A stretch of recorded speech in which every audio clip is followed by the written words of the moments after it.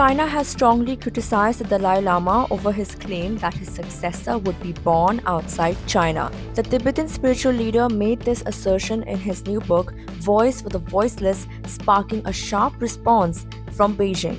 At a press conference on Monday, China's foreign ministry dismissed the Dalai Lama's statement, saying, and I quote, "He has no right to represent the people of Tibet." End quote. The ministry further asserted that reincarnations of the living Buddha, including the Dalai Lama, must follow China's regulations. Beijing claims that the title of the Dalai Lama has historically been conferred by the Chinese central government. A spokesperson reinforced this, stating, and I quote, "Reincarnation is a special tradition of Tibetan Buddhism, and the name of the living Buddha of Dalai Lama was identified by the central government." End quote. The latest exchange comes amid long-standing tensions between the Dalai Lama and China.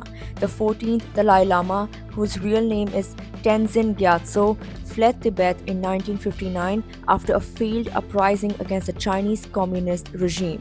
Since then, he has lived in exile in India, advocating for Tibetan rights and self-determination.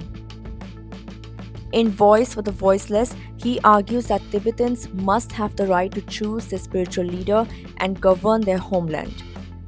He warns that historically, and I quote, "If you keep people permanently unhappy, you cannot have a stable society." End quote.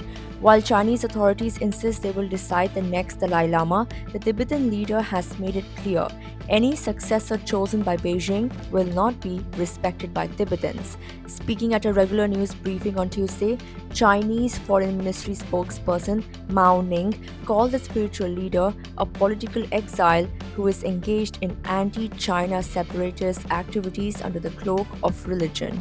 Listen in. 中国政府颁布有宗教事务条例和藏传佛教活佛转世管理办法，尊重和保护藏传佛教这一传承方式。包括达赖喇嘛在内的活佛转世都应当遵守国家的法律法规，遵循宗教仪轨、历史定制，按照国内寻访、经评撤迁、中央政府批准的方式产生。The question still remains, who will determine the future of Tibetan Buddhism? Will China's decision be accepted, or will the Dalai Lama's vision shape the succession? Stay tuned for more updates on this developing story.